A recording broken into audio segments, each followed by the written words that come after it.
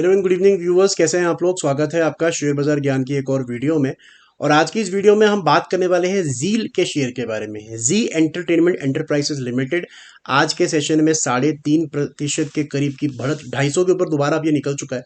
तो इस वीडियो में हम टेक्निकल चार्ट्स के ऊपर में बात करेंगे और जो आज का मूव है वो काफ़ी इंपॉर्टेंट हो गया है जील के लिए, टेक्निकल्स के ऊपर में भी।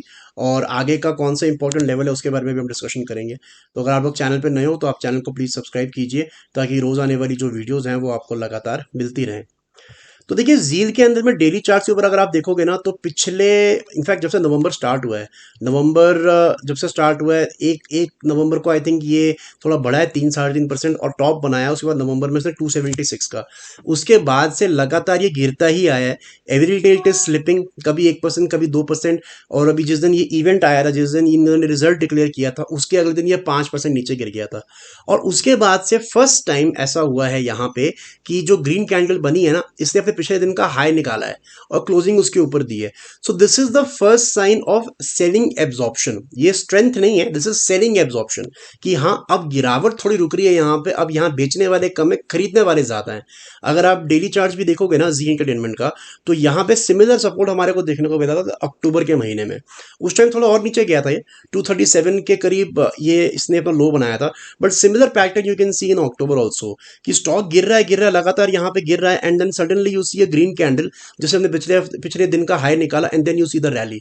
मैं ये नहीं कह रहा हूँ कि ऐसी रैली देखने को आपको मिलेगी, लेकिन सिमिलर चीज आपको यहाँ पे देखने को मिल सकती है बिकॉज टेक्निकली ये स्टॉक काफी स्ट्रांग है।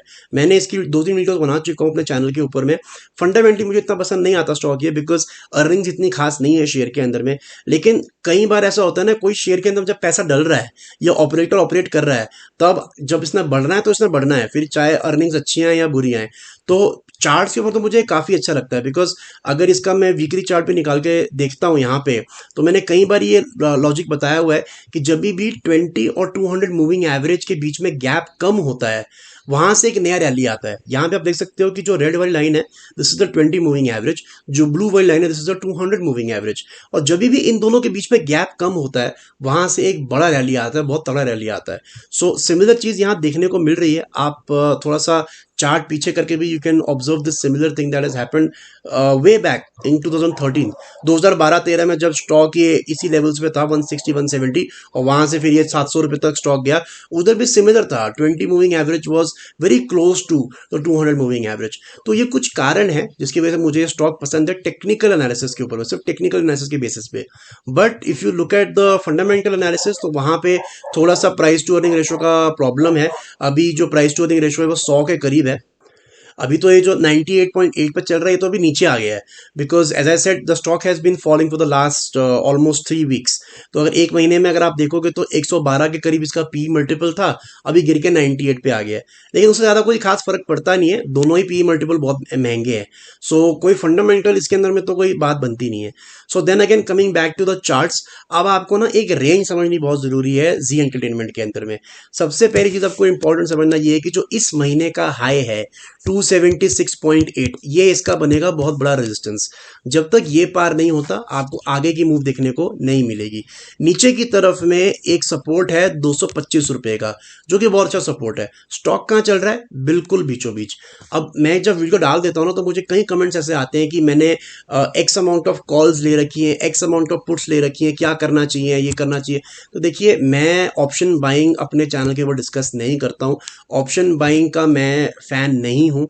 सो जो भी लोग ये सवाल करते हैं कि हमारा कॉल का क्या होगा, हमारे पुट का क्या होगा, तो देखिए सिंपल सी बात आप समझ लीजिए, जब भी आप कॉल बाय करते हो या जब भी आप पुट बाय करते हो, you are always having a race against time.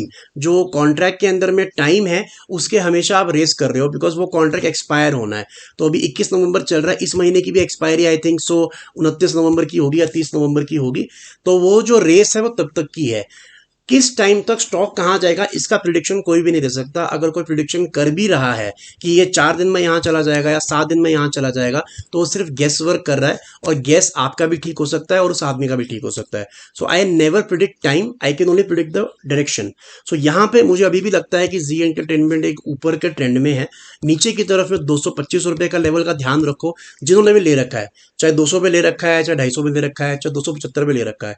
225 टूटेगा तभी इसके अंदर से एग्जिट करना, वरना बैठे रहो आराम से। और ऊपर की तरफ में इस महीने का हाई पे ध्यान रखो 276.8, ये टूटा ये 300 रुपये भी जाएगा। Stock is in good momentum. तो दोस्तों ये था मेरा आज का video on Zeel. I hope आपको लॉजिक लेवल्स जो हैं वो समझ में आ गए। कोई सवाल है आपका तो आप कमेंट सेक्शन में जरूर डालें। मैं मिलूंगा आपसे अपनी अगली वीडियो में, तब तक आप अपना ख्याल रखें। All the best guys.